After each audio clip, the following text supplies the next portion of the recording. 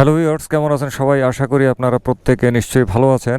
তো আজকে আপনাদের সামনে হাজির করলাম Bajaj Pulsar 150 twin disk mat addition. এটা হচ্ছে ম্যাট ব্ল্যাক, আবার এটার মধ্যে আরেকটা আছে ম্যাট ব্লু। তো এটা দিয়ে দুইটা মাইলেজ টেস্টের ভিডিও করব, একটা হবে পেট্রোল দিয়ে এবং একটা হবে অকটেন দিয়ে। তো আজকের টেস্টটা দেখবেন হচ্ছে পেট্রোল দিয়ে।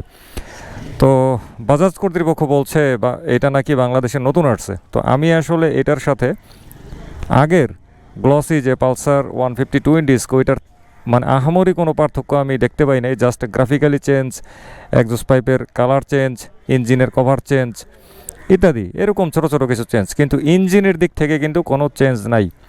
তারপরও তারা যেহেতু বলছে যে এটা নতুন, সুতরাং একটু মাইলেজটা টেস্ট করে দেখতে হয় যে আগের পালসার 150 টুইন ডিস্ক এর সাথে এইটার মাইলেজের কোনো তফাৎ আছে কিনা বা অন্য পারফরমেন্সে কোনো তফাৎ আছে কিনা, সেই উদ্দেশ্য নিয়ে কিন্তু এই ভিডিওটা করা। তো বর্তমানে ইঞ্জিনের কন্ডিশনটা এমন জায়গায় আছে, এটাকে আসলে স্টার্ট দেওয়ার চেষ্টা করলেও এটা কোনো স্টার্ট নেবে না। আমি একটু ট্রাই করে দেখাই। একবার এবং এই হচ্ছে দুইবার। আর এইদিকে এই হচ্ছে আমার মাইলেজ টেস্টের বোতলটা। এটার মধ্যে একদম বরাবর 100 মিলি পরিমাণে পেট্রোল নেওয়া আছে। তো এবারে এটার চাবিটাকে অন করে দিব। এই অন করে দিলাম, ফুয়েল যেতে শুরু করেছে। এই একটু তেল মাজতে হবে মাইলেজ টেস্টের বোতলের পাইপটারে। তেল মাজতে মাজতে মাজতে মাজতে এই যাও তো, হ্যাঁ একদম পুরোপুরি ফুয়েল সাপ্লাই শুরু হয়ে গেছে। তো চলেন এবারে রাইডটা শুরু করা যাক। মোটরসাইকেলটা আনছি বাজাজ মোটরসাইকেলের অথরাইজ ডিলার এসকে ট্রেডার্স থেকে। অনেক থ্যাঙ্কস এসকে ট্রেডার্সকে বাইকটি দেওয়ার জন্য। যেহেতু এটা একদম নতুন শোরুম থেকে আনছি, সুতরাং বুঝতেই পারেন এটা আর কতটুকুই বা চলছে। এই যে অটোমিটারে দেখা যাচ্ছে এটা মাত্র 5 কিলোমিটার চলছে, এটা আমার হাতেই চলছে। আর এদিকে ট্রিপ 1 মিটার রিডিং হচ্ছে 4.9 কিলোমিটার। এই 4.9 কিলোমিটার থেকেই হিসাবটা রাখবো। তো স্টার্ট দিয়ে দিই। এটার মধ্যে শুধুমাত্র রয়েছে সেলফ স্টার্ট। সচরাচর ঢাকা শহরে আমি যে ধরনের মর্জি বেজাজ নিয়ে মোটরসাইকেল রাইড করি, এটারে আমি ঠিক একইভাবে রাইড করব। ব্রেক এন্ড পিরিয়ডের নিয়ম মানব না, কিন্তু ঢাকা শহরে আবার ব্রেক এন্ড পিরিয়ড না মাইনা উপায় আছে? যানবাহন যে ঘন, যে যানজট থাকে, ব্রেক এন্ড পিরিয়ড মানা একদম পুরো বাধ্যতামূলক। ও তারপরও এর মাঝখানে দেখি কতটুকু এটার মধ্যে প্রেশার দিতে পারি। বেশি গতি তুলে প্রেশার দিতে না পারলেও চেষ্টা করব অল্প গিয়ারে ইঞ্জিনটার মধ্যে একটু প্রেশার দেওয়ার জন্য। এটাই হবে আমার সান্ত্বনা, ব্রেক এন্ড পিরিয়ড ভঙ্গ করার সান্ত্বনা আর কি।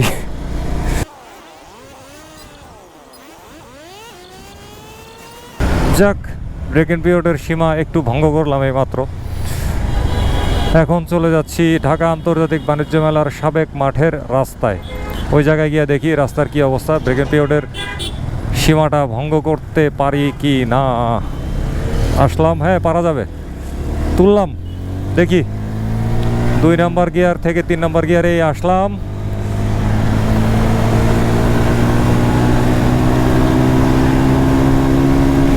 সত্তর 72 3 নম্বর গিয়ারে। এবার 4 নম্বর গিয়ারে আছি।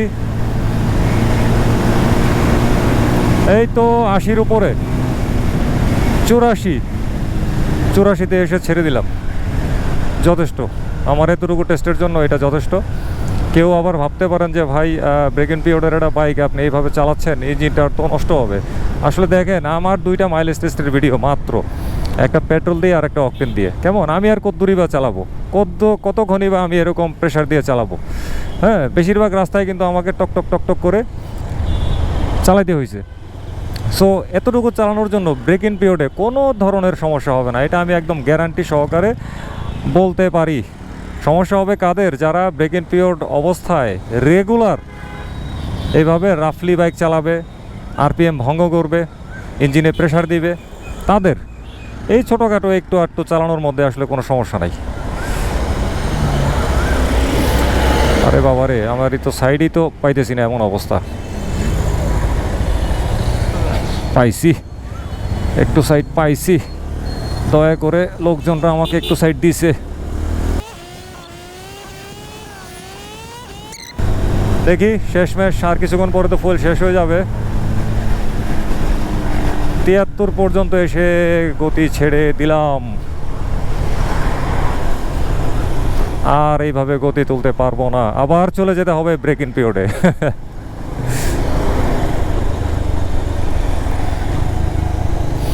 মাইলেজ টেস্টের বোতলের কি অবস্থা! ও, বোতলটা একদম খালি, ফুয়েল হচ্ছে একদম চিকন পাইপের মধ্যে। এই মোড়টা পার হয়ে এই পাইপটা খাড়া করে ধরে ফেলবো, এইখানে দাঁড়াই আর এবারে পাইপটারে ধরি।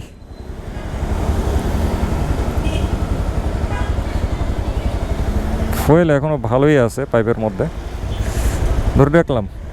অ্যাডভান্স পেমেন্ট কমপ্লিট, মানে আগাম পাইপটারে উঁচা করে ধরে রাখলাম, আর পরে ধরলেও চলতো, কিন্তু ধরে ফেললাম আর কি।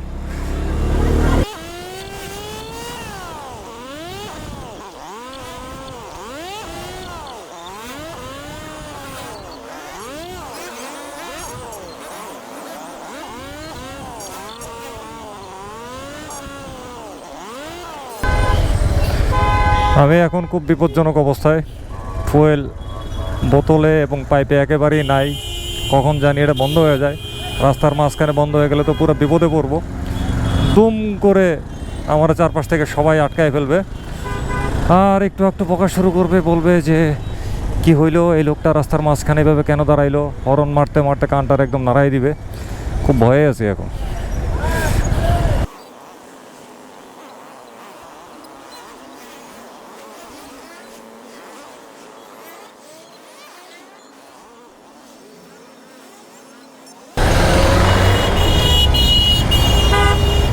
বাপরে বাপরে বাপ, যাক অবশেষে পার হয়ে গেছি।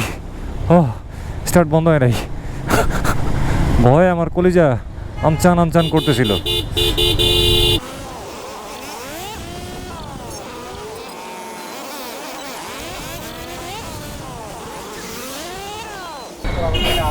আরে স্টার্টই বন্ধ হয়ে গেছে রে, স্টার্ট বন্ধ হয়ে গেছে।